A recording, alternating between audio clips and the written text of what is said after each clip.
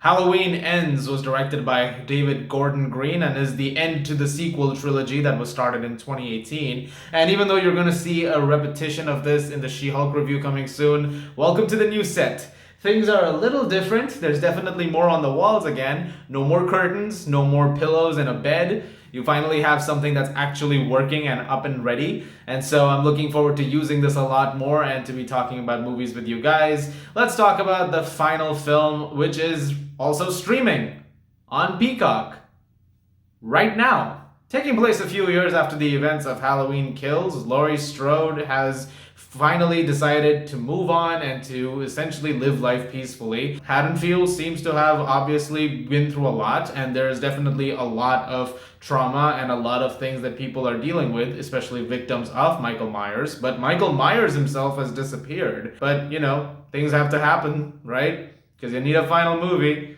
And so he comes back. That's one part of it. I can't really go into the film's plot, the actual plot, because the trailers have none of that. And it's important because I would essentially be ruining the entire movie for you if I told you what's really going on in Halloween Ends. But it's a very interesting scenario because I thought the 2018 movie was a fun back to basics Halloween movie and a damn good sequel to the original 78 film. That recanonization that they did worked for me. When it came to Halloween Kills, which was also simultaneously on Peacock, I thought it was definitely a step down, several in fact, but I didn't hate the movie. I just thought it was a very messy experience and not one that I particularly wanted to revisit, especially because it kind of really went off the rails in the second half. With Ends, what happens is something very divisive, and there's a chance that you're going to outright hate this movie. There's no, oh, but he does a lot of killing, so it's great. Like, at least you get that. It's like, no, not even a slasher thing over here. It's the directions the storytelling takes. And it's a film that is, like I said, is bound to have all kinds of reactions. As for me, I thought it was messy. I mean, there are things about it that I do appreciate. And I would say overall, I liked this more than I liked Halloween Kills, but I'm also not going to say it's a great movie because it has many, many problems, particularly all of those ideas coming at you in such a scattershot manner. And I feel like none of them really get the chance to flourish as much as the movie wants them to, which is a shame because there are certain concepts in here that are genuinely fascinating as to what's going on in the post Michael Myers world. Like, things have changed a bit.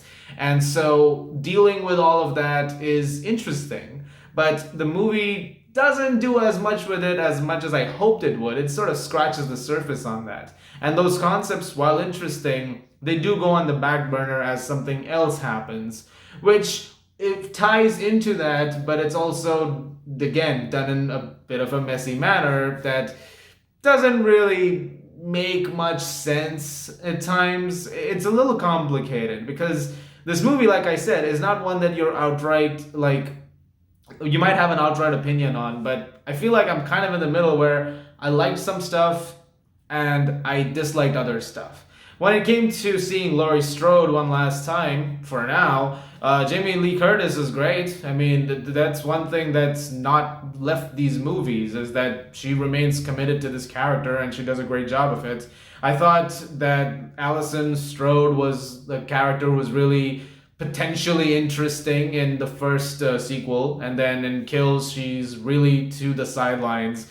Most people were, because the whole mob of Haddonfield is really the character of that film. And then in this one, she's way more prominent and she's very directly connected to what starts happening. And I thought that was interesting. And there are aspects of that which go in some fascinating directions. So that's great. Gordon Green's direction also in this is a lot better. It feels a little less haphazard compared to Kills. It feels like a completely different movie. In fact, all three movies feel like totally different directors worked on them, even though it's the same guy. It's very interesting. It's like there's absolutely no synergy of filmmaking styles on display here.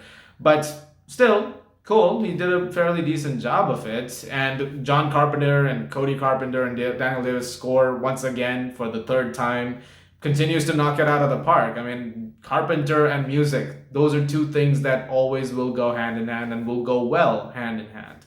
It's just the rest of the movie, when it comes to the storytelling, is where things get really, really dicey. And like I said, I can't really go into it because it would involve a lot of spoilers. And the marketing has done a very good job of being so sparse. And I was wondering for a long time why. Was it because there's something wrong? Or is it because they have some kind of weird lack of faith in it? And even though there are spoilers in the trailer, I'll just put it out there, there are so many things that it doesn't reveal. And I thought, that's interesting. That, okay. It's just I wish it was done a lot better. The end result of it is still a hodgepodge of a mess kind of situation. I don't know if this is the end though. They say it's the end. Like, this is the finale, the whole saga coming to a close. They've tried that a bunch of times over 40 years, We'll see what happens at this point. I feel like I don't trust the whole "the end is the end" tagline anymore. Anything can come back. Like, I thought we'll never see Hugh Jackman as Wolverine again, and then Deadpool 3 is announced and he's back. It's great, but nothing ever stays ended anymore. But I'm kind of hoping we move past what we've seen now. Now I want different stories. People give shit to Season of the Witch. That's the third one. That's the title, right? But okay, it still tried to go in another direction. Go in another direction. There's no stopping you. The potential to that is immense, really. And teetering on the edge of saying things here, the film kind of rides that line of trying to do that. So who knows? The doors are open for that.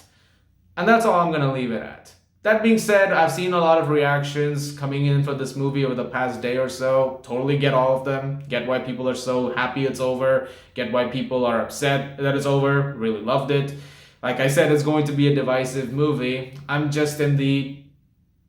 It's okay. It's okay. I'm going to give Halloween Ends a 6 out of 10. It's a hair above Halloween Kills. So, a little bit better. I still think the 2018 one is the best of this trilogy. The first one reigns supreme. Yep. I'm curious to hear what people think of it. Because, like I said, the reactions are going to be all over the place. And since it's already streaming as well, it's going to be much easier to get those reactions in. So, we'll see how that goes. Guys, thank you very much for watching. Look forward to more reviews very, very soon. There's so much more to talk about this weekend. It's going to be crazy. Also want to talk about the Rings of Power. So look forward to those reviews. As always, if you like this, please do subscribe. And I'll see you guys at the movies. Hand's not working today.